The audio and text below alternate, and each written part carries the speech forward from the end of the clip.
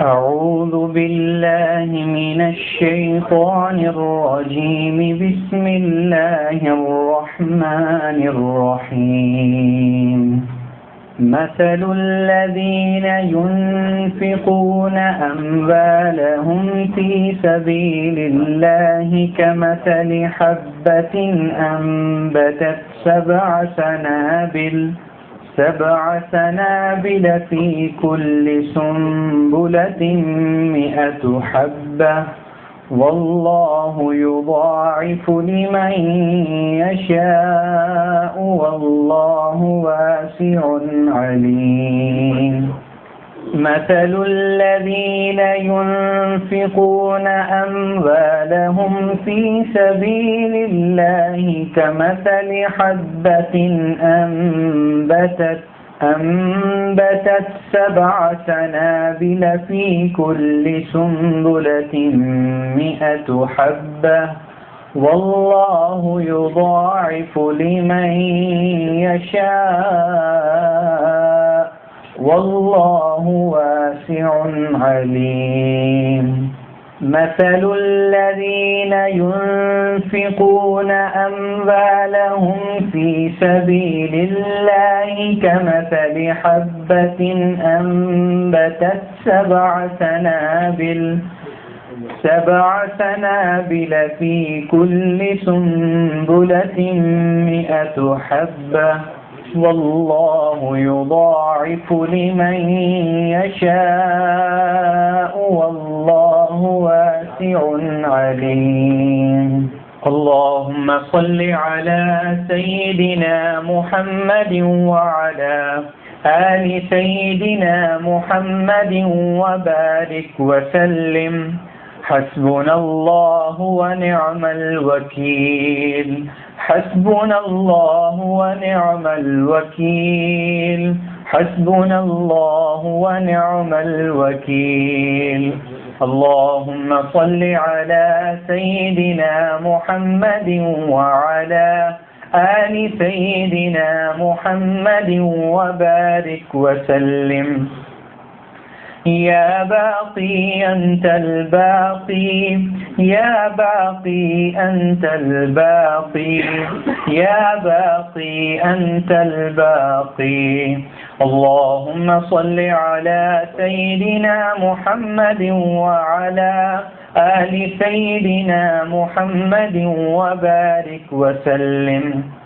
لا حول ولا قوة إلا بالله، لا حول ولا قوة إلا بالله، لا حول ولا قوة إلا بالله.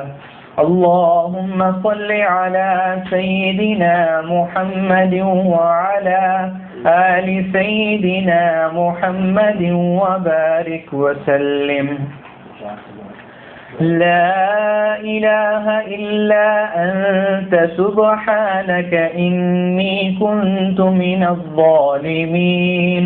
لا إله إلا أنت سبحانك إني كنت من الظالمين. لا إله إلا أنت سبحانك إني كنت من الظالمين. اللهم صل على سيدنا محمد وعلى آل سيدنا محمد وبارك وسلم. يا حي يا قيوم برحمتك أستغيث. يا حي يا قيوم برحمتك أستغيث. يا حي يا قيوم برحمتك أستغيث. اللهم صل على سيدنا محمد وعلى آل سيدنا محمد وبارك وسلم.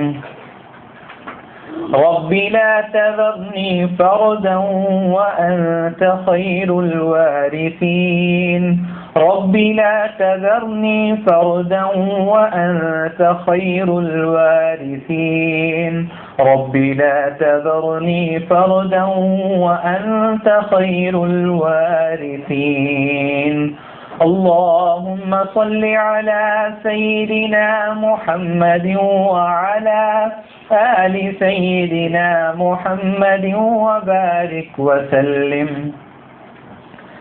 سبحان الله وبحمده سبحان الله العظيم وبحمده سبحان الله وبحمده سبحان الله العظيم وبحمده سبحان الله وبحمده سبحان الله العظيم وبحمده. اللهم صل على سيدنا محمد وعلى آل سيدنا محمد وبارك وسلم. والله ذو فضل على المؤمنين والله ذو فضل على المؤمنين والله ذو فضل على المؤمنين. اللهم صل على سيدنا محمد وعلى آل سيدنا محمد وبارك وسلم. إنا لله وإنا إليه راجعون. إنا لله وإنا إليه راجعون. إنا لله وإنا إليه راجعون. اللهم صل على سيدنا محمد وعلى آل سيدنا محمد وبارك وسلم. والله غالب على أمره والله غالب على أمره والله غالب على أمره. اللهم صل على سيدنا محمد وعلى آل سيدنا محمد وبارك وسلم. الله الله ربي لا أشرك به شيئا. الله الله ربي لا أشرك به شيئا. الله الله ربي لا أشرك به شيئا. اللهم صل على سيدنا محمد وعلى آل سيدنا محمد وبارك وسلم. رب اغفر وارحم وأنت خير الراحمين. رب اغفر وارحم وأنت خير الراحمين. رب اغفر وارحم وأنت خير الراحمين. اللهم صل على سيدنا محمد وعلى آل سيدنا محمد وبارك وسلم. والسلام على عباده الذين اصطفى. أما بعد فأعوذ بالله من الشيطان الرجيم. بسم الله الرحمن الرحيم. الف لام میم ذلك الكتاب لا ريب فيه هدى للمتقين الذين يؤمنون بالغيب ويقيمون الصلاة ومما رزقناهم ينفقون. سبحان ربك رب العزة عما يصفون والسلام على المرسلين والحمد لله رب العالمين. اللهم صل على سيدنا محمد وعلى آل سيدنا محمد وبارك وسلم. جزا اللہ عنا محمدا ما هو اہلہ. ہم کوشش کرتے ہیں کہ اللہ ہمیں معاف بھی فرمائیں گے کہ وقت پر شروع ہو جائے. تو آج پہلے قرآن کی تلاوت ہوئی اور وہ آیت پڑھی گئی جس میں انفاق فی سبیل اللہ اور اس کے بعد ختمات شریفہ.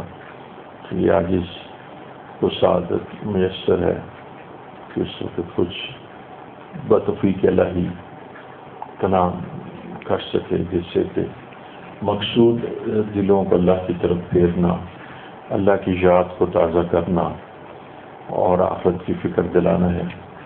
اللہ والوں کی صحبت میں سب سے عام چیز یہ ہوتی ہے کہ ان کی صحبت میں آخرت کا فکر پیدا ہو جائے اور دنیا کی بے رغبتی پیدا ہو جائے.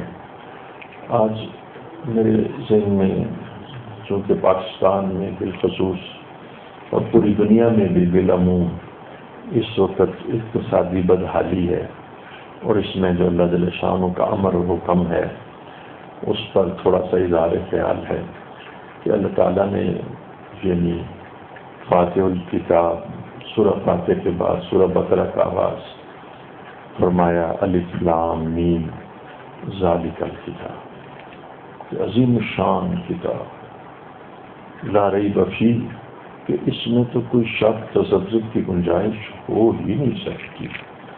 اسے کہتے ہیں the only truth, the whole truth, فقط یہی ایک سچ ہے اور سراپا سچ ہے، اور اس کے علاوہ اور کوئی سچ نہیں ہے. جو اس سے مطابقت کھاتا ہے وہ سچ ہے، اور جو اس کی مخالفت اور اس کے کنٹراسٹ میں ہے وہ باطل ہے. فرمایا کہ یہ ہدی للمتقین، یہ نا وہ راستہ جو اللہ تک جاتا ہے،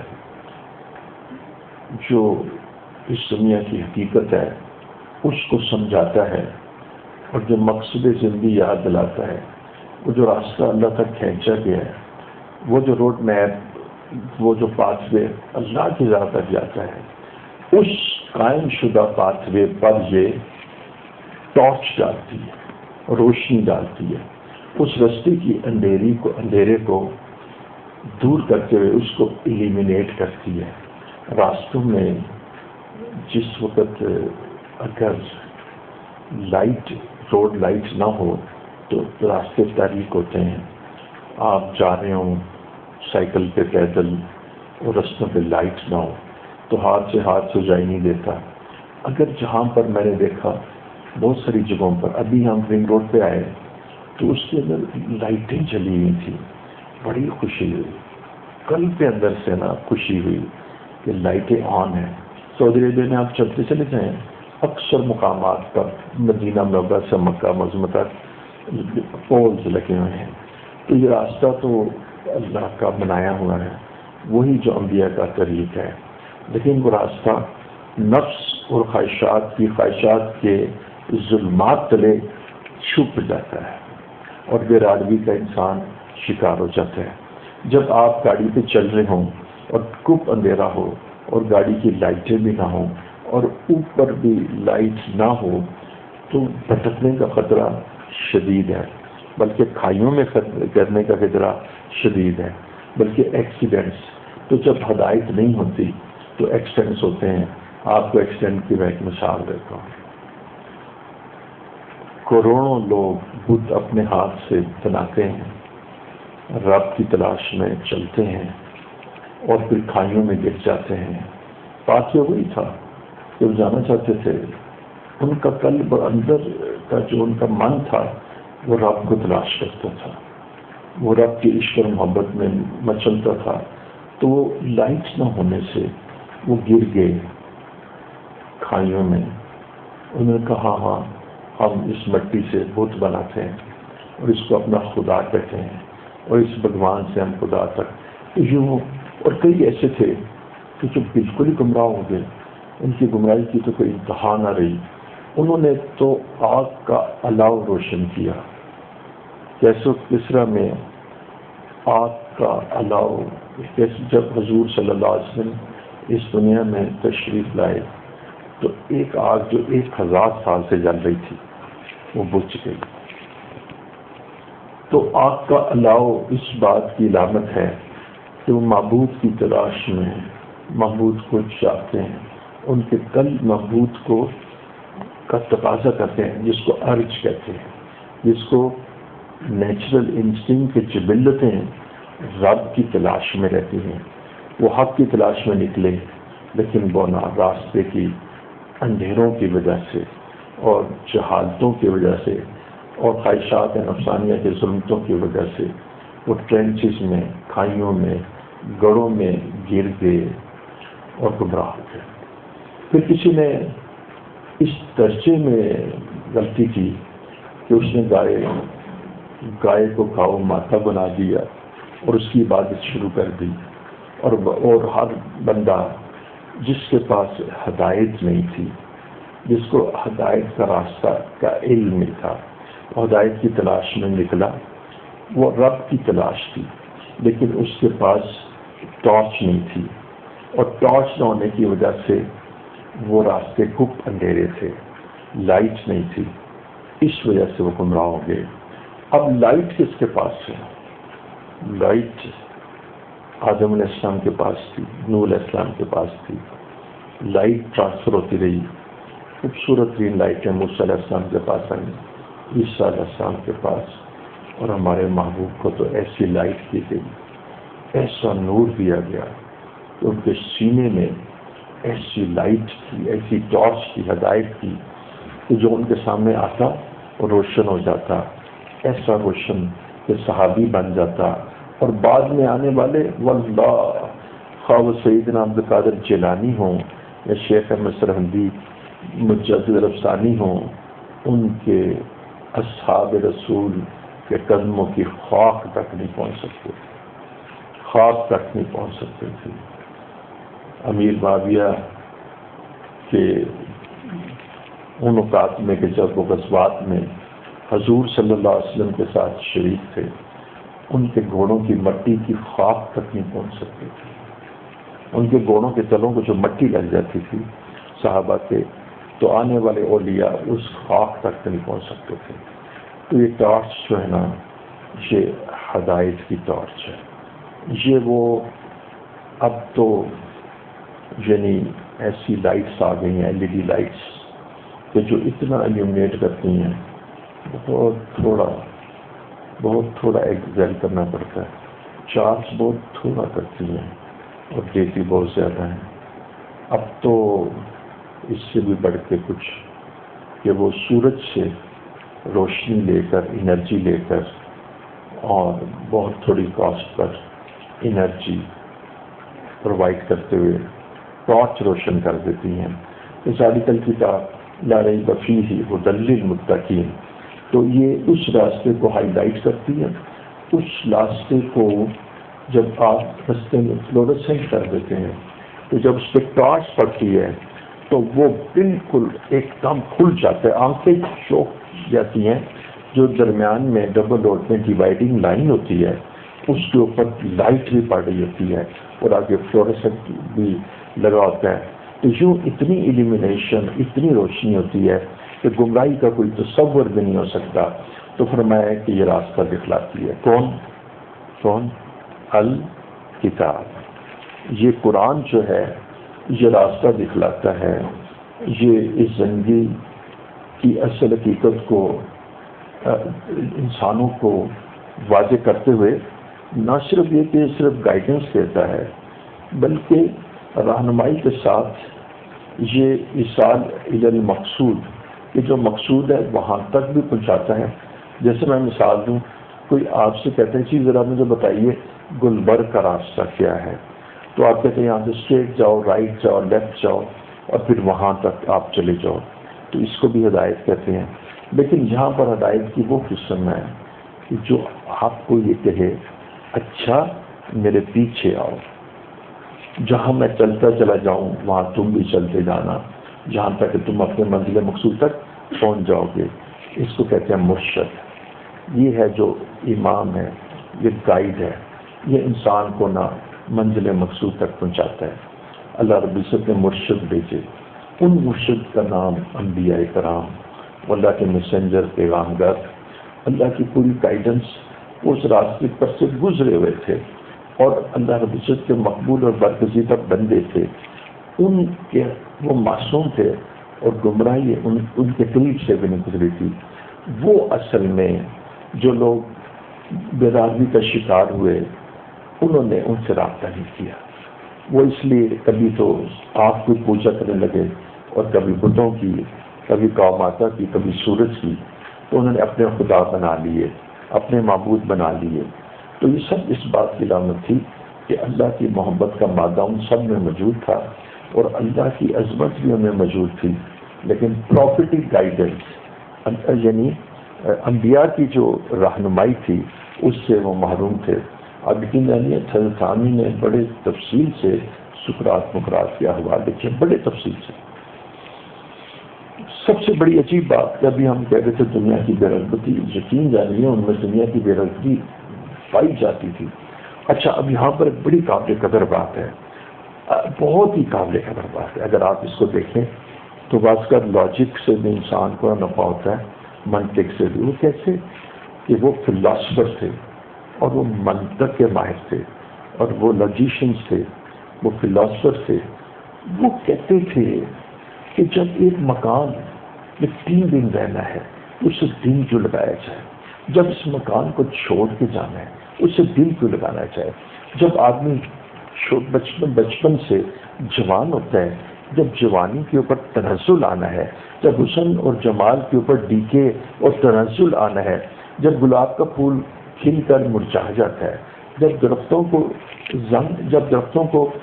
درختوں کو وہ دیمک لگ کے اور اس کے اندر بھی ڈیزیزز کریٹ ہوتی ہیں اور درخت بھی سوکھ جاتے ہیں، اور جس وقت لوہے کو بھی زنگ لگ جاتا ہے اور وہ بھی ختم ہو جاتا ہے۔ اس دنیا کے اندر جب انسان آتا ہے تو اس سارے انسان کے لائف سائیکل کو اسٹڈی کرتے ہوئے لکھتے ہیں۔ جوان ہوتا ہے، جوانی میں انسان دیوانہ ہوتا ہے، لیکن عقل اور شعور اللہ نے اس کو دی ہے، اس لیے پوچھا کہ جوانی کا گزاری اور عمر کا گزاری۔ اس لیے آدمی کو جوانی میں ہوش و واس قائم رکھنے چاہیے۔ یہ ہوش و واس اس وقت قائم ہوتے ہیں کہ جب آدمی کسی اللہ والے کی صحبت میں آتا رہتا ہے، اور جب صحبت میں نہیں آتا تو دنیا کے اندر مبتلا ہو کر حقائق سے دور ہو جاتا ہے، اور بعض تب اس کے 10 سال بھی ضائع ہو جاتے ہیں۔ تو میں آپ کو عرض کرنا چاہتا ہوں کہ جس وقت آدمی کے پاس پروفٹی گائیڈنس نہیں ہوتی تو وہ بے راروی کا شکار ہو جاتا ہے اور وہ پھر اپنی مرضی کے مطابق عمل کرتا ہے۔ تو اس لیے سب سے اہم ترین چیز یہ ہے کہ انسان اپنے شعور اور عقل کو استعمال کرتے ہوئے اس زندگی کے اصل مقاصد کو سمجھے۔ اب وہ سوکریٹیز اور وہ جو تھے سقراط اور بقراط، وہ عقل اور شعور کو استعمال کرتے ہوئے مکان نہیں بناتے تھے۔ مکان بنائے اس دنیا میں جب چلے جانا ہے۔ بعض تو غاروں میں بھی رہتے تھے۔ افلاطون اس کا شریک تھا سقراط کا۔ آپ کو میں اس کی ایک بات سناتا ہوں جو حضرت نے لکھی ہے کہ ایک ملک کا بادشاہ ملنے آیا تو سقراط نے اپنا افلاطون کو کہا کہ اس کی نا شبیہ بناؤ۔ کیا مطلب؟ اس کی تصویر۔ افلاطون کو یہ کمال حاصل تھا کہ اس طرح ڈرا کر کے نا تو اس کی شبیہ بنا دیتا تھا۔ اچھا شبیہ اس سے کیوں بنائی؟ تو سنیے گا ذرا، بدلا ہی سنیے کیسے کہ اس کو دیکھ کے کہنے لگا اور فضول آدمی میرا وقت ضائع کرے گا، مجھ سے ملنے سے انکار کرتی ہے، فضول آدمی میرا وقت ضائع کرے گا۔ حضرت شیخ الدین زکریہ نے، وہ شاید آپ نے نہ پڑھا، آپ نے دیکھا ہوگا کہ جو اس سے بادشاہ کی دعوت کی تھی، جس کا تذکرہ شیخ الحدیث نے آپ نے بھی پڑھا۔ اللہ اکبر، سقراط نے بادشاہ کی دعوت کی، کہتے کو 90,000 ڈگری فوج تھی، قالین بچھے ہوئے ہیں، شمے کمکمے کھانے اور سب کچھ کرنے کے بعد جب صبح جب وہ سو گئے تو جناب وہ تو رڑے میدان پہ سوئے ہوئے تھے، بھوک شدید تھی۔ وہ کیا تھا؟ حضرت خان میں لکھتے ہیں، حضرت شیخ نے بھی لکھا کہ وہ کیا تھا؟ تصرف، استدراج، نظر بندی، جو لوگوں کے احوال سے اس کو آپ بھی سمجھتے ہیں۔ روحانیت روحانیت روحانیت، فیض فیض فیض، بچیوں نے فیض فیض کرنا شروع کر دیا۔ اور بھائی اتباع سنت بھی تو کہو، یہ کیا تصوف ہے؟ فیض فیض فیض۔ کبھی تم نے شریعت کا بھی ذکر کیا، کبھی تم نے اتباع سنت کا بھی ذکر کیا، کبھی رسول اللہ صلی اللہ علیہ وسلم کی مطابقت کا بھی ذکر کیا، کبھی ان کی معاشرت کا بھی ذکر کیا۔ معاشرت بھی حضور کے خلاف، زندگی گزارنے کا طریقہ بھی حضور کے خلاف، اور نقشبندی اس بات میرے 25 یا 35 یا 40 عجیب بات ہے، زندگی کے اندر شریعت نہیں ہے۔ اور فیض جو ہے نا، یہ فیض کیا ہوتا ہے؟ فیض تو حضور کا اتباع سے اثر آتا ہے۔ جس وقت آپ کے اندر حضور صلی اللہ علیہ وسلم کی سنتیں آپ کی زندگی میں جاری ہو گئیں، حضور کا فیض، قرآن کا فیض، اسلام کا فیض، دین کا فیض، اللہ کا فیض آپ کے اندر جاری ہو گیا۔ روحانیت کس کو کہتے ہیں؟ میں آج آپ کو روحانیت کی تعریف بتاؤں۔ روحانیت تعلق مع اللہ کو کہتے ہیں۔ آپ دیکھیے وہ حضرت تھانوی نے جی واضح طور پہ لکھا، کامیاب نہیں ہوئے، ہلاک ہو گئے۔ موسیٰ علیہ السلام کے زمانے میں تھے، غالباً کہتے ہیں مجھے، اور وہ پتہ کیا کہتے تھے، وہ بھی سن لیجیے۔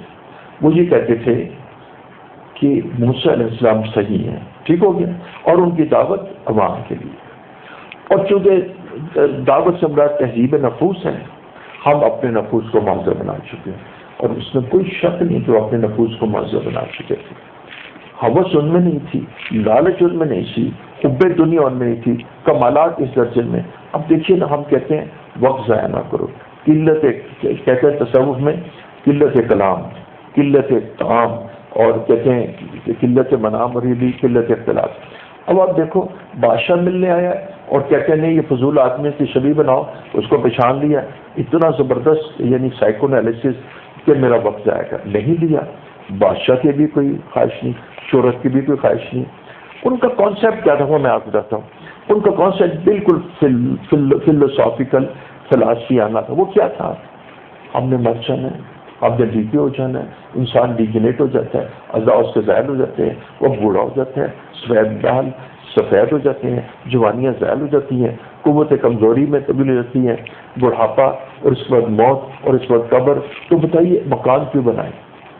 آپ کو معلوم ہے نا، وہ ایک بڑا مشہور ایک آپ نے سنا، علماء اکثر بیان کرتے ہیں کہ نوح علیہ السلام کے موسیٰ علیہ السلام کے پاس، یا نوح علیہ السلام کے پاس، نبی کے پاس ایک عورت آئی، کہنے یا نبی اللہ، ہاں نوح علیہ السلام، میرے بچے 200-250 سال میں مر جاتے ہیں، 200-250 سال میں۔ اس زمانے میں اب بتا ہے لوگوں کی عمریں 1500 سال، 1600 سال، اور نوح علیہ السلام 900 سال تبلیغ کرتے رہے، تقریباً جی 950 سال تبلیغ کرتے رہے۔ اب دیکھیے جس وقت انہوں نے کہا کہ نبی اللہ میرے بچے جو ہیں اتنے عرصے میں وہ وفات پا، یعنی یہ آپ سمجھے کہ یہ ان کی چائلڈہڈ کہہ لیجیے، انفینسی نہیں، چائلڈہڈ کہہ لیجیے، بچپنا ہی ہوا نا جی اس میں نا، میرے بچے اس میں انتقال کر جاتے ہیں۔ تو انہوں نے فرمایا ایک قوم آئے گی کہ جس کی عمر 70s میں ہوں گی۔ کتنی؟ 70s میں۔ حدیث میں کہتے ہیں میری عمر کی عمر ایوریج 70s میں، 50 سال بھی دیکھے، 45 سال بھی، 80، تو ایوریج 70s۔ تو پھر وہ بڑی حیران ہوتی ہے، وہ تو اپنی بچوں کی چائلڈہڈ کا ذکر کر رہی ہے، اور وہ دیکھیے کہ 250 سال ہے اور یہ 70 کی ٹوٹل عمر ہے۔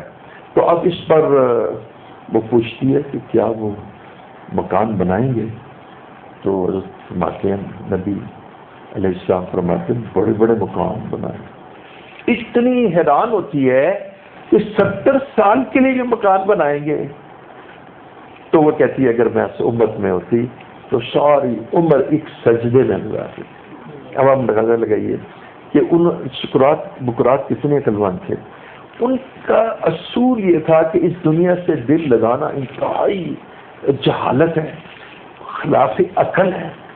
اور دیکھو نا بیٹا، تم کوئی آدمی پل کے اوپر مکان بناتے، تمہیں دیکھے یا پل کے اوپر مکان بنا لیں، اس لیے تو ہو سکتا ہے کہ 1 گھنٹے تک کوئی گاڑی نہ آئے، اب بنا لیں مکان۔ ہم اس دنیا کے اندر پل کے اوپر مکان بنائے رکھتے ہیں۔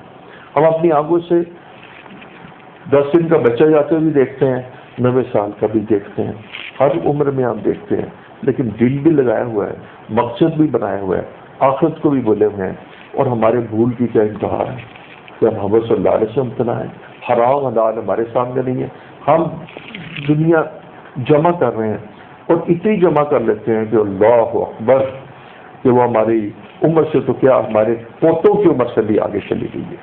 تو یہ محمد صلی اللہ علیہ وسلم تو وہ اس بات کا عقلی طور پہ یہ وہ سکرات و بکرات یہ قابل قدر ایک بات ہے، عقلی طور پہ وہ اس بات کا تقاضا کرتے تھے، وہ سمجھے ہوئے تھے کہ نہ یہاں پر رہنا ہے اور نہ یہاں پر دل لگانا ہے، اور نہ یہاں پر نہ ڈیفینس کے لوگوں کی طرح 10-10 کروڑ کا مکان بنانا ہے، اور نہ کچن کیبنٹس 40-40 لاکھ کی خریدنی ہے، اور نہ کارپیٹس 10-10 لاکھ کے ڈالنے ہیں اور نہ پردوں کے اوپر پیسے خرچ کرنے ہیں. وہ تو یہاں پر تو یعنی وہ یہ ہے کہ ہم نے ہمارا تو یقین جانیے گا ڈیفینس والوں کا تو حال یہ ہے ورزو بالحیات الدنیا واطمئنوا بہا کہ وہ دنیا کی زندگانی سے راضی ہو گئے اور اس پر انہوں نے اطمینان پکڑ لیا.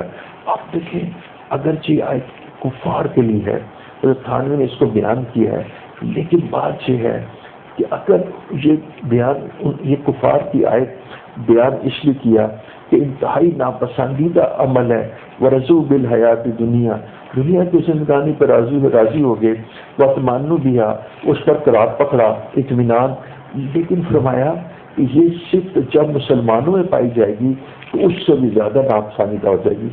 آپ ڈیفینس کے لوگوں میں، گلبرگ کے لوگوں میں، عمرہ کے اندر دیکھیے کہ لوگ ایک مکان کے بعد دوسرا مکان، تیسرا مکان، اربوں روپے کا مکان، کروڑوں روپے کا مکان، اور اس کے اندر جو اشیاء بالکل ایسے ہے کہ اس سے دل ایسا لگے گا ترضونہا، کوئی ان کا نا آباؤ تم کے اندر آتا ہے نا واموال ومساکین ترضونہا احب علیکم من اللہ ورسولہ ومساکین ترضونہا، اور تمہارے ڈیکوریٹڈ ہاؤسز، تمہارے خوبصورت کول کام اور بڑی جس میں ہر قسم کا کمفرٹ ہے، وہ تمہارے ہاؤسز تمہیں احب علیکم من اللہ ورسولہ، اللہ اس سے زیادہ پسند ہے. ہمارا یہ حال ہے. تو ورزو بالحیات دنیا کا اطلاق آج کل ہمارے پر ہوگا. ہم اس کیونکہ میں آپ کو ورزو بالحیات دنیا کی میں آپ کو مثال دیتا ہوں. میں نے پوچھا بغیری صاحب کیا حال ہے؟ بغیری صاحب ریٹائر ہوئے ہیں. اللہ کا شکر ہے. اب سچی وہ بتاتا ہوں. جی اللہ کا شکر ہے. ایک بیٹا میرا الحمدللہ فوج میں ہے، الحمدللہ، وہ تو بڑی اچھی بات ہوگی، قابل قدر. دوسری میری بیٹی امریکہ میں ہے، تو وہ امریکہ میں نا وہ فلاں واشنگٹن کے اندر اس جگہ پر نا وہ میڈیکل کارڈیالوجی میں پریکٹس کر لی. ٹھیک ہے، ہم اس پہ کوئی کرٹیسائز نہیں کرتے، لیکن بیٹا یہ کون سی بات ہے کامیابی. اور تیسرا میرا بچہ جو ہے نا وہ کینیڈا میں ہے، اور چوتھا بچہ یہاں بزنس کر رہا ہے. بس اللہ کا بڑا شکر ہے، اللہ کا بڑا حال ہے. اب کوئی پوچھے حضرت کہ ان بچوں میں دین ہے، شریعت ہے، نماز ہے، پردہ ہے، شریعت ہے، باشرہ ہے، وہ اس کا کوئی مسئلہ ہے. ایک مجھے صاحب کہنے لگے، وہ پروفیسر تھے، کہنے لگے آپ کو میں بتاؤں میرا بچہ کچھ تعریفات کے پل، انہوں نے کہا جی میرے سے کوئی خوش نصیب. تو ایسی نا میں نے جان کے درد چھڑا. میں نے وہ 18 سال اس میں نے کہا نماز پڑھتا ہے؟ ابھی نماز نہیں پڑھتا، اور ویسے نماز نہیں پڑھتا. اب بتائیے جس بچے نے 14 سال سے لے کر 4 سال کی نمازیں، 4 سال کی نمازیں، اتنے سجدے نہیں پڑھے، تو وہ اب ان کا تو فرما بردار ہے اور رب کا نافرمان ہے. تو یہ ہمارے میں آ رہا ہے. یہاں سے کیا ثابت ہوتا ہے؟ ورزو بالحیات دنیا کی زندگانی سے راضی ہو گئے اور اس پہ اطمینان اختیار کیا. اب آئیے سقراط کی طرف. سقراط دنیا کی زندگی پر راضی نہیں ہوتا. کیوں؟ عقلیات کی وجہ سے. تو اس کا مطلب ہے، میں پتہ ہے آپ کو کیا بات کرنا چاہتا ہوں فیصل فروزی، کہ عقل سے حب دنیا کی نفی ثابت ہوتی ہے. میرا کل زور اس وقت کلام کا یہ تھا کہ جہاں پر حب دنیا راس و کلی خطین کہا گیا، اور جہاں پر سورہ زخرف میں دنیا کی حیثیت بیان کی گئی، اور جہاں پر کہا گیا دنیا ملونتن الدنیا جیفتن، وہاں عقل کہ وہ لوگ انبیاء کرام کی دعوت پر ایمان نہیں لائے تھے. وہ کہہ رہے تھے ہم نے اپنے نفوس کو مہذب بنا لیا ہے، ہم سویلائزڈ ہو گئے ہیں، ہمیں انبیاء کی نیڈ نہیں ہے. لیکن دیکھیے وہ عقل سے حب دنیا کا ترک عقل سے ثابت کر چکے تھے. وہ عقلیات کے میں اس وقت فوراً عقلیات کے ماہرین کی طرف جو عقلیات کے اوپر اپنی ان کو بتاتا ہوں کہ ان کا نالج سقراط اور بقراط سے زیادہ نہیں تھا، اور ان کا کریکٹر بھی سقراط بقراط سے نہیں تھا. آپ کو پتا نا جب وہ زہر کا پیالہ پیا تو کسی نے کہا، دیکھیں اس کی بات سنیں، کسی نے کہا بڑی افسوس ہے کہ آپ بغیر جرم کے نہ آپ کو مارا جا رہا ہے. تو اس نے کہا تم یہ چاہتے ہو کہ میں مجرم ہو کے مروں؟ تو اچھی بات ہے کہ میرے پہ جرم کوئی نہیں ہے. اس نے پیالہ پی لیا زہر کا، اور وہ معاشرے میں ایکسیپٹڈ نہیں تھا، تو جو حق بات کرتا تھا. لیکن انفارچونیٹلی جس وقت حضرت احباب نے لکھا ہے کہ چونکہ انہوں نے لا الہ الا اللہ نہیں پڑھا تھا تو اس وجہ سے وہ نہ ہلاک ہو گئے. اور لا الہ الا اللہ صرف پروفیٹک گائیڈنس سے آتا ہے، اہدنا الصراط المستقیم. تو میں صرف یہاں پر تھوڑا سا بات ریپیٹ کرتا ہوں. یہ بات یہ بھی فیض اور فیض اور فیض انٹو فیض ریز ٹو پاور ہے. فیض یہ فیض ہے، حضرت تھانوی کہتے ہیں کہ حیض ہے، یہ فیض ہے. اب مجھے معلوم نہیں کیا چیز ہے. تو میں عرض کروں پیارے دوستو، میں سنجیدگی سے اور آپ کی محبت سے بات کر رہا ہوں. شریعت انٹو شریعت ریز ٹو پاور شریعت، روز قیامت اکاؤنٹیبلٹی شریعت کی ہوگی. اور شریعت کی جب زندگی میں داخل ہو جائے گی تو تربیت ہو جائے گی، اور جب شریعت زندگی میں آ جائے گی تو تزکیہ نفس حاصل ہو جائے گا. اور روحانیت کیا ہے؟ روحانیت تعلق مع اللہ کا نام ہے، روحانیت قرب الہی کا نام ہے. روحانیت حضرت ڈاکٹر عبدالحی صاحب کو حاصل تھی، روحانیت حضرت تھانوی کو حاصل تھی، سید حسین مدنی کو حاصل تھی. تینوں ہوا میں نہیں اٹھ سکتے تھے، تینوں سمندر پہ نہیں تیر سکتے تھے. اگر تیرنا چاہتے تو تیر کے دکھا بھی دیتے، کیونکہ تیرنا کیا مانا ہے، یہ تو کوئی ایک قابل قدر چیز نہیں ہے. تو میں اپنی اس بات میں صرف اتنی بات آپ کو عرض کرنا چاہ رہا تھا کہ جس وقت پراپرٹک گائیڈنس نہیں ہوتی تو اس وقت آدمی ہلاک ہو جاتا ہے. اچھا، اب ہے ہدن ذالک الکتاب لا ریب فیہ ہدن للمتقین. اب یہ راستہ کن کو دکھاتی ہے؟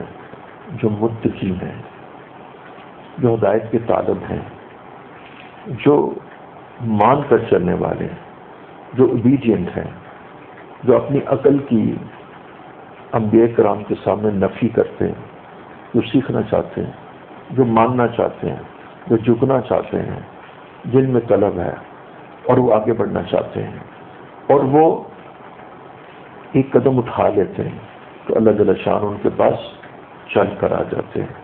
جب وہ ایک قدم اٹھاتے ہیں اور چلتے ہیں تو اللہ دوڑ کر ان کے پاس آ جاتے ہیں. تو اللہ رب العزت ان متقیوں کو ہدایت دیتا ہے. اللہ رب العزت جو بے طلبے ہیں، جو دین کی طلب نہیں رکھتے، ان کو ہدایت نہیں دیتا.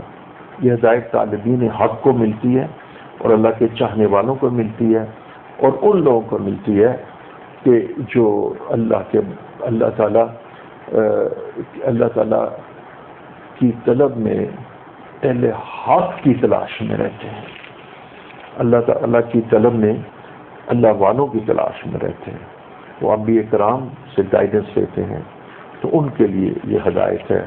اب بات ہے کہ ان متقیوں کی 3 صفات بیان کی گئی ہیں، تو 2 صفات میں جلدی سے بیان کر دیتا ہوں. الذین یؤمنون بالغیب. اب یہ وہ لوگ ہیں کہ جو غیب پر ایمان لاتے ہیں. اچھا، اس کا کیا معنی ہے؟ اس کا مطلب ہے وہ غیب کی خبروں پر ایمان لاتے ہیں. غیب کی خبریں کون دیتا ہے؟ محمد صلی اللہ علیہ وسلم.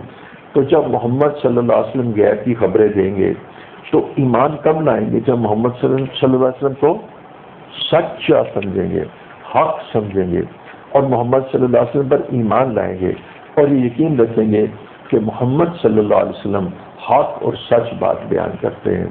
اور وہ محمد صلی اللہ علیہ وسلم کی بات کو اگر اپنی عقل پہ پرکھیں اور ان کو سمجھ نہ آئے تو کیا کریں گے؟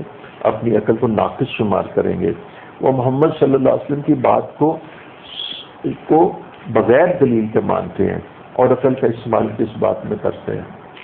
عقل کا استعمال محمد صلی اللہ علیہ وسلم کی بات کو سمجھنے میں کرتے ہیں. آپ کو لیکچر دیا جا رہا تھا اور آپ کو بتا رہا تھا کہ فوٹو سنتھسس کیسے ہوگی، اور اس میں آپ کا لیکچر، آپ کو پروفیسر لیکچر دے رہا تھا. آپ اس کو کویشچن نہیں کر رہے تھے، چیلنج نہیں کر رہے تھے، کاؤنٹر کویشچن نہیں کر رہے تھے.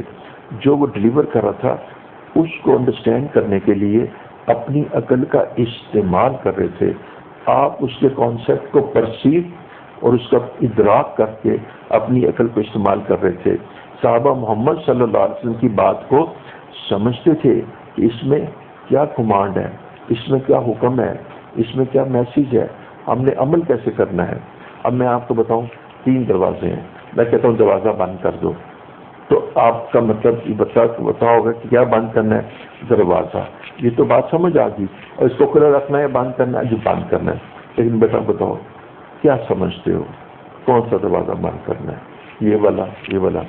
لیکن اگر آپ میری طرف دیکھو تو میں کہوں دروازہ بند کر دو، تو میں نے جو اشارہ بھی کیا. تو آپ نے میری اس ساری چیزوں کو عقل سے انڈرسٹینڈ کر کے آپ اٹھے اور اٹھ کے آپ نے دروازہ بند کر دیا. تو یہ عقل کا استعمال اطاعت کرنے میں ہے. عقل کا استعمال جو اسٹیٹمنٹ اور جو کمانڈ ہے اس کو چیلنج کرنے کے لیے نہیں ہے. ہم آج اس کو چیلنج کر رہے ہیں کہ قرآن کی باتیں ہماری لاجک میں آئیں گی تو ہم مانیں گے. تو یہ تو پھر میں اس پر اتنا لفظ ضرور کہوں گا، اتنی بات میری آپ برداشت کر لیں. اے دوست پھر تیری ماں تجھے روئے، بس تیری ماں تجھے روئے اگر تو یہ کہتا ہے اور اگر تو یہ کہتی ہے کہ میں قرآن کی بات لاجک پہ رکھوں گی، تو تیرے سے بہتر تو سقراط اور بقراط ہے جس نے موسیٰ علیہ السلام کا انکار نہیں کیا تھا. انہوں نے کہا تھا کہ ان کی دعوت تو جو ہے نا عوام کے لیے ہم تو مہذب ہو گئے ہیں. تو بہت افسوس کی بات ہے. تو اس لیے میں عرض کروں یہ جو ہے نا یؤمنون بالغیب بلا دلیل ہے. وَيُقِيمُونَ الصَّلَاةَ اور وہ اقامت الصلاۃ. اس میں صرف میں آپ کو ایک بات کرتا ہوں صرف کہ اس کو آپ نے نا میرے جتنے احباب ہیں میں ان کے اس لیے گزارش کرتا ہوں کبھی بغیر جماعت کے نماز نہ پڑھیں. افضل ترین مسجد میں اور دوسری شکل گھر میں. 2 بندے ہوں تو وہ بھی کر لیں، 3 بندے ہوں تو بات ہی کچھ نہیں ہے. 2 بندے پیچھے کے امام، بس جیسی بھی حالت ہے پڑھ لیں، جس طرح بھی ہے پڑھ لیں. ہاں اگر 3 کلین شیپ لڑکے ہیں تو ایسے کر لیں کہ ایک کو آگے کر لیں پیچھے تو نماز پڑھ لیں، بعد میں استغفار کر لیں اور پھر اس کے بعد انشاءاللہ اللہ سے داڑھی کی توفیق مانگ لیں. تو پھر ہاں تو اس میں کوئی حرج نہیں ہے.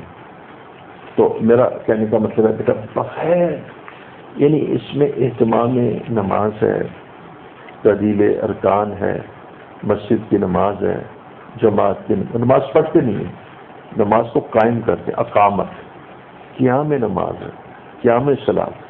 اس کے اندر صرف اس وقت آپ صرف یہ بات رکھیے کہ اس کے اندر جو ہے نا جماعت نماز لازم ہے. آپ یہ سمجھے کہ جو نماز آپ نے اکیلی خود پڑھی بس وہ ہے. آپ کلاس میں بیٹھے تو آپ کا رول نمبر تھا 71 69 یس سر 70 یس سر 71 آپ نے کہا یس سر. اور اس کے بعد آپ کلاس میں بیٹھ کے پوری کلاس میں آپ کا دھیان پروفیسر سے ٹرا. At the end of the lecture اس نے پوچھا بیٹا ذرا اس سوال کا جواب دو، آپ نے سنا ہی نہیں تھا. پھر اس نے کہا میں ذرا اس کو پوچھوں اچھا یہ بتاؤ کہ میرے اس دفعہ لیکچر کا ٹائٹل عنوان اور ٹاپک کیا تھا؟ وہ بھی نہیں پتا. کیوں؟ باغ جناح میں سیر کر رہے تھے کسی تصور کے ساتھ تو بیچارہ کا سارا وقت ضائع ہو گیا. تو بات سمجھ لی میری آپ نے. تو جس طرح یہ آپ کا لیکچر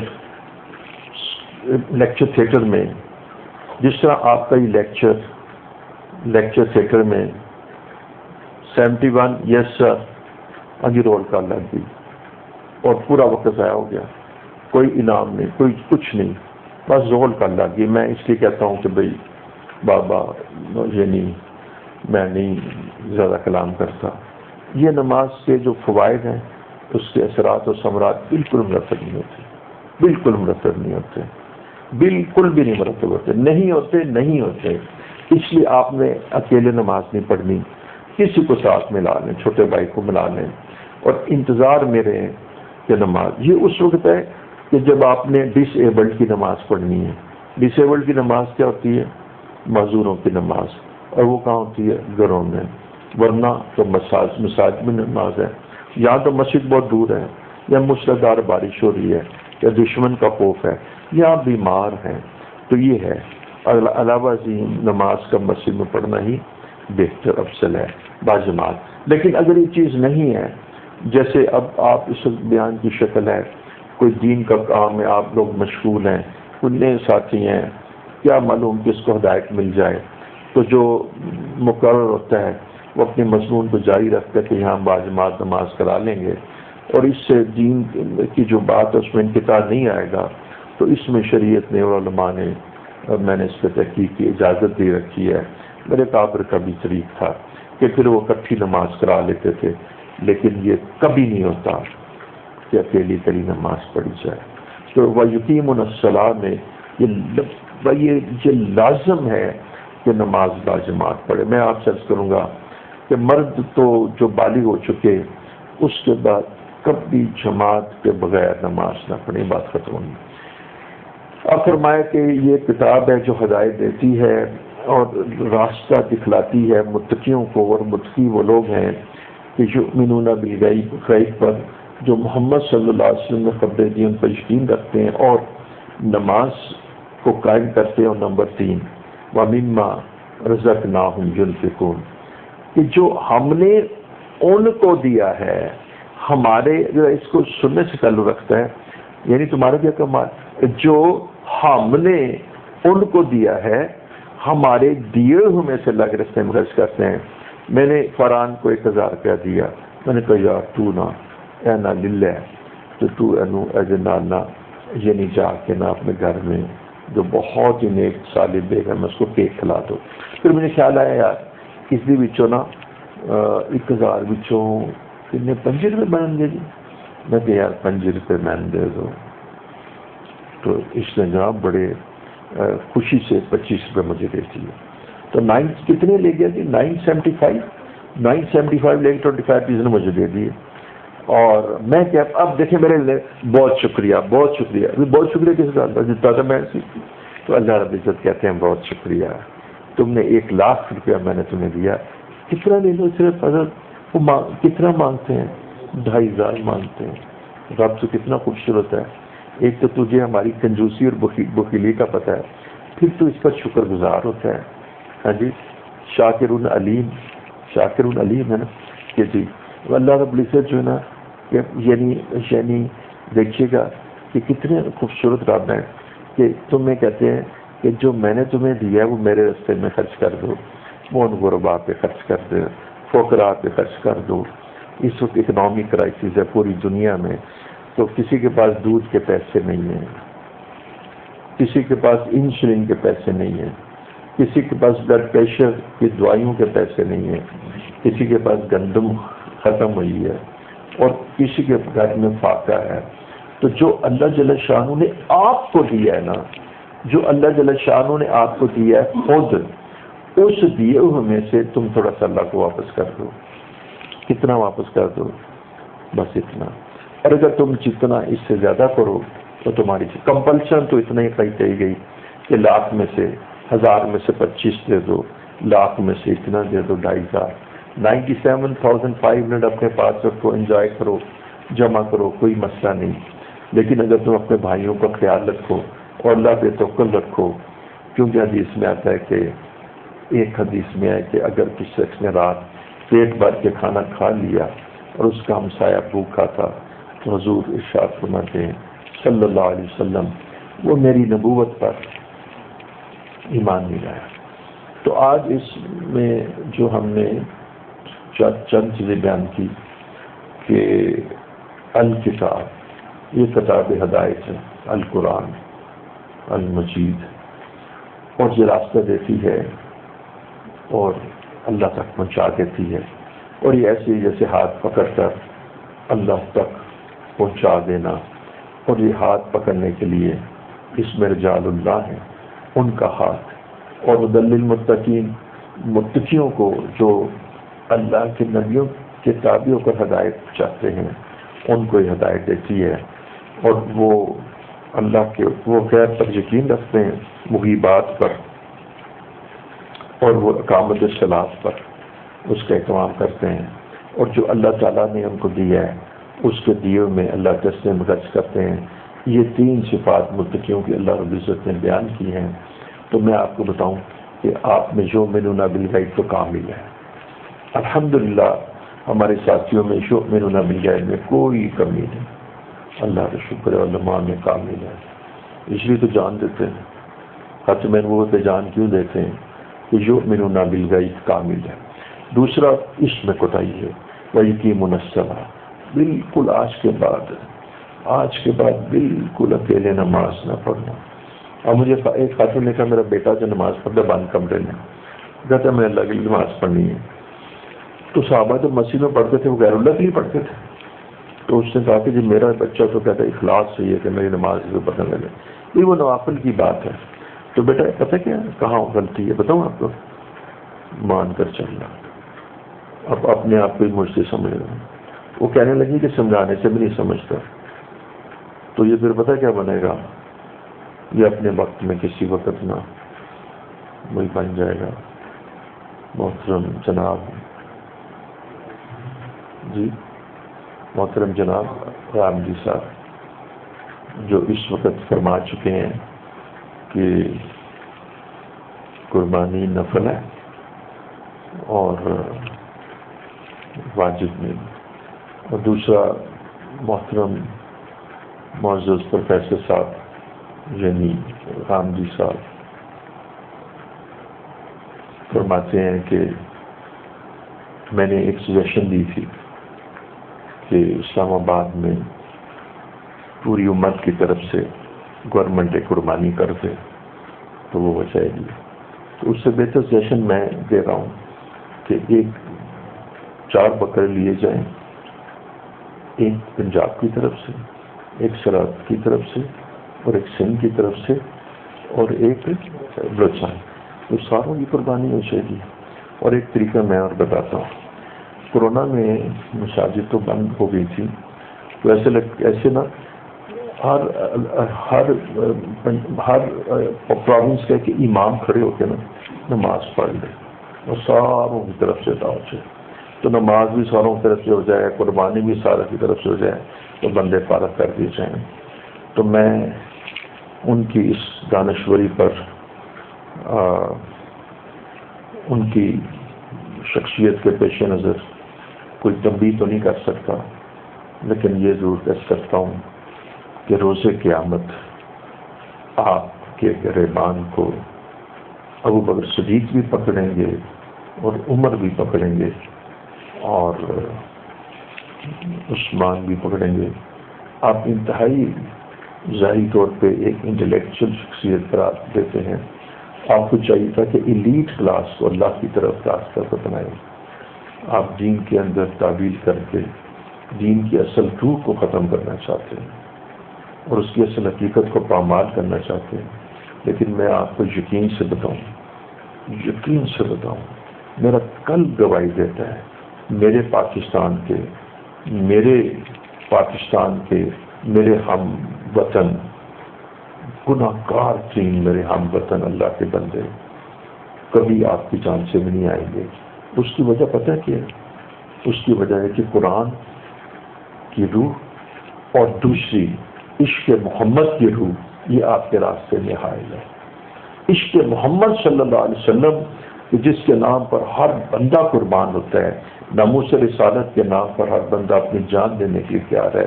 یہ جذبے غیر شعوری طور پہ کہہ رہا ہوں، پھر بتاؤں میں اس کو یعنی شعور کے ساتھ کہہ رہا ہوں کہ غیر شعوری طور پہ جو لوگوں کے اندر پائے جاتے ہیں وہ آپ کی راہ میں رکاوٹ بنے گی. آپ کبھی بھی کامیاب نہیں ہوں گے. باقی میں دعا کرتا ہوں کہ اللہ رب العزت آپ کو ہدایت دے اور آپ کی سوچ کی اصلاح فرمائے اور آپ پر رحم فرمائے اور آپ کی آفت کو بہتر کرے اور آپ کے جواب دہی کے یعنی جرم سے اللہ تعالیٰ بچا لے.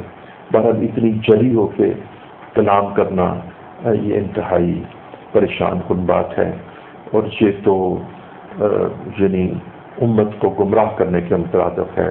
آپ اپنی عقل سے اور جو ہمارے اکابر کے جو اجتہاد کے اصول و ضوابط ہیں ان سے مکمل اجتناب کرتے ہوئے آپ اجتہاد کریں اور وہ نہ تو ہمارے اکابر سے مطابقت کرے، نہ جمہور علماء سے مطابقت کرے اور نہ قرآن و حدیث سے اور نہ اس کی تطبیق اجماع صحابہ سے ہو اور آپ اس کلام پر قیام کریں تو یہ بہت پریشان کن بات ہے. اللہ مجھے اور ہم سب کو ہدایت عطا فرمائے، آمین۔ تو میں عرض کر رہا تھا کہ وَمِمَّا رَزَقْنَاهُمْ يُنْفِقُونَ، کہ اللہ جل شانہ کے راستے میں خرچ کرنا یہ اللہ تعالیٰ کو بڑا محبوب ہے۔ اچھا، اب میں آپ کو ایک تو یہ بات ہوگی نا، نماز کی بات تو میرے دل میں اٹکی ہے کہ نماز آج کے بعد آپ نے اکیلی نہیں پڑھنی، نماز باجماعت پڑھنی ہے۔ اور باجماعت نماز کی ترتیب کیا ہے؟ یہ 3 بندے، ایک امام اور 2، یہ تو 2 بندے، وہ تھوڑا سا پیچھے کھڑے ہو جائیں گے۔ اچھا، اگر تینوں میں سے ایک کی چھوٹی چھوٹی داڑھی اس کو آگے کر لیں، اگر تینوں کی داڑھی تو پھر علیحدہ نماز نہ پڑھیں، ایک جس کی تجوید قرآن کی بہتر اس کو آگے کر لیں، انشاءاللہ اس کی بھی نماز ہو جائے گی، اس میں بالکل پریشان نہ ہو، ٹھیک ہے؟ اس وجہ سے امامت نہ کرائیں، اس وجہ سے امامت نہ چھوڑیں کہ میری داڑھی نہیں ہے، آپ ہاں، لیکن جب 10 بندے ہو تو کوئی بادشاہ ہو، پہلے تو آپ سے قرآن ہو تو کیا ہی بات ہے، دوسرا جس کی تجوید ہو بادشاہ ہو بہت ہی اچھی ہے، تیسرا اگر شاہی طور پہ داڑھی نہیں ہے لیکن اس کی تجوید اچھی ہے اس کو آگے کر دیں، اور 3 باتوں کے بعد یہ ہے کہ پھر جس کو بھی آگے کر دیں کوئی حرج نہیں، اللہ تعالیٰ معاف کریں گے، تجوید کو بہتر کرنے کی کوشش کریں گے، تجوید اتنی سے نماز ادا ہو جائے، سورہ فاتحہ 4 کل اتنی کافی ہے۔ تو اس پر یعنی نماز کو علیحدہ نہیں پڑھنا، یہ میری مستقل نصیحت بھی ہے اور وصیت بھی ہے، یہ متقیوں کی صفات ہے، ورنہ آپ متقیوں میں سے باہر نکل جائیں گے۔ جو مینونہ بالغیب آپ کے اندر موجود ہے، اور یہ جو ہے نا نماز، اس کے ساتھ آپ تو اول تو وہی چیز ہے نا، میں آپ کو تو آخری لوئسٹ لیول بتا رہا ہوں، اول تو جماعت کی مسجد کی نماز ہے۔ تو وَمِمَّا رَزَقْنَاهُمْ يُنْفِقُونَ میں آپ کو چیز بتاتا ہوں، قسم سے اگر آپ اس کو پکڑ لینا، بس میرا خیال ہے میں اس پہ کلام بند کر لوں گا، اتنی زبردست چیز ہے، یہ بھی یؤمنون بالغیب سے متعلق ہے، لیکن اس کے بعد جو آپ شیر ہو جائیں گے، بہادر ہو جائیں گے، اور پھر جو آپ کا توکل قائم ہوگا، حضور صلی اللہ علیہ وسلم نے ارشاد فرمایا، قسم ذات، میں پہلے تیسرا حصہ بیان کر رہا ہوں، قسم ذات پاک کی، تیسرا جز کہ جس کے دست قدرت میں محمد صلی اللہ علیہ وسلم کی جان ہے، یہ بات حق ہے، من تواضع للہ رفعہ اللہ، جس نے تواضع اختیار کی رفعہ اللہ، اللہ جل شانہ اس کو رفعت عطا فرماتے ہیں۔ تواضع لوجہ اللہ، من تواضع للہ، اللہ کے لیے تواضع اختیار کی، اللہ کے لیے جھگڑا اس نے ختم کر دیا، رفعہ اللہ۔ دوسرا جو اس کا یہ تھا کہ جو مجھے یاد پڑتا وہ یہی ہے کہ جس نے اوپر نیچے ہو سکیں، جس نے سوال کا دروازہ کھولا تو اللہ نے اس کے لیے ذلت کا دروازہ کھولا۔ اب پتہ لگا جو میں کہتا ہوں کہ تم ابھی مجھے اتنی خوشی اتنی خوشی آپ کے سامنے تھے، 2 آدمیوں کو، وہ ایک کو پی ایف میں، ایک کو ایک جاب مل گئی۔ اب تو جاب ملنے کی اتنی خوشی ہوتی ہے کہ جیسے کسی آدمی کو بیوی مل جائے، جیسے تمہاری شادی ہو جائے، تمہارا نکاح ہو جائے تو ہم خوش ہوں گے، اس سے زیادہ مجھے خوشی ہوتی ہے۔ بیوی تو مل ہی جانی ہوتی ہے، جاب نہیں ملتی اصل میں، تو وہ میں بڑا خوش ہو گیا۔ تو یہ اس لیے میں کہتا ہوں بیٹا، یہ بڑی یہ جو ہے نا بڑی اس کا شکر ادا کیا کرو، جب آدمی سوال کا دروازہ کھولتا ہے تو حضرت عمر فرماتے ہیں رضی اللہ عنہ، اگر میں اونٹ پر سوار ہوں، میری چابک نیچے گر جائے تو میں یہ سواری کا سامنے کرتا کہ چابک اٹھا کے دے دوں۔ میرے شیخ فرمایا کرتے تھے کہ میں یہ جو کہوں نا، یہ جو 30 آدمیوں کی مجلس میں بیٹھے تھے، تو یہ کہتے تھے نا کہ میں یہ پکا چلا دوں، تو اتنی سندر سے اٹھ کے پکا چلا لیں، کسی کو یہ نہیں کہتے تھے۔ تو ہم دیکھو ہمارا ان سے دیکھو فرق دیکھتے کتنا تنزل ہے، شیخ غلام دستگیر شاید ہے، کتنا تنزل ہے، میرے میں بھی تنزل ہے، آپ میں بھی تنزل ہے، نہ ویسے پیر نہ ویسے مرید، بہرحال مریدوں میں سے اخلاص پائے جاتے ہیں۔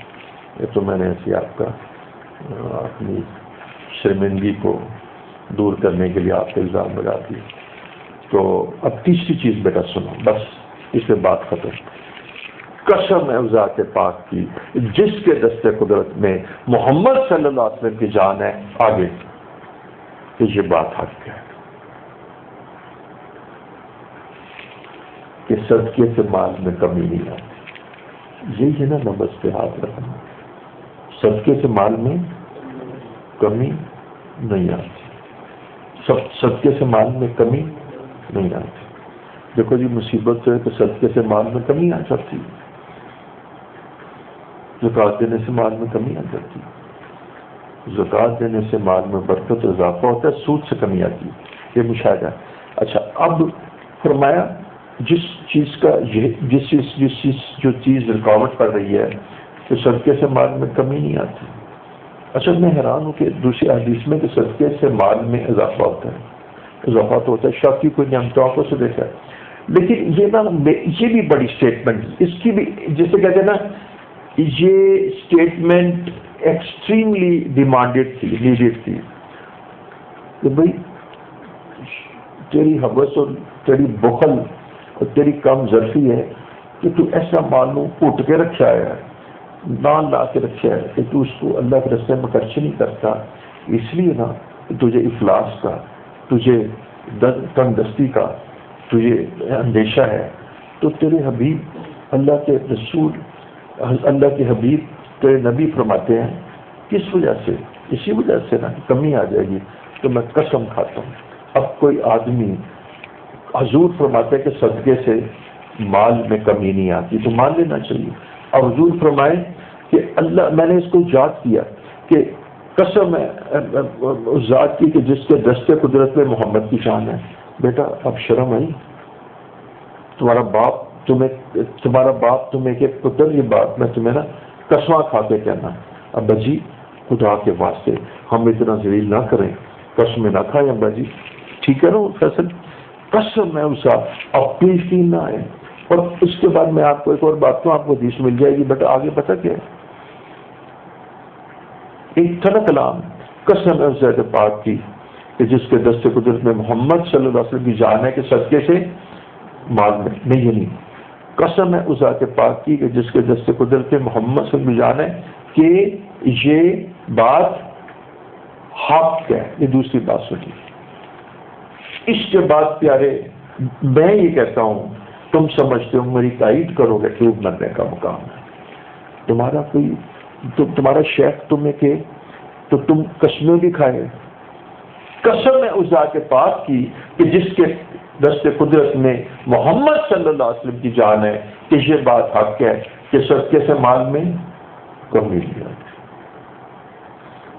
تو زیادتی تو تسی جب مانتے نہیں تو کمی تو نہیں آتی نا, تو جو کمی نہیں آتی تو پھر اللہ کے راستے میں خرچ کرنے کا ذرا. اور بیٹا زیادتی کیوں نہیں آئے گی, ٹھیک ہے نا, ایک نیکی کا بدلہ 10 نیکیوں سے ہوتا ہے.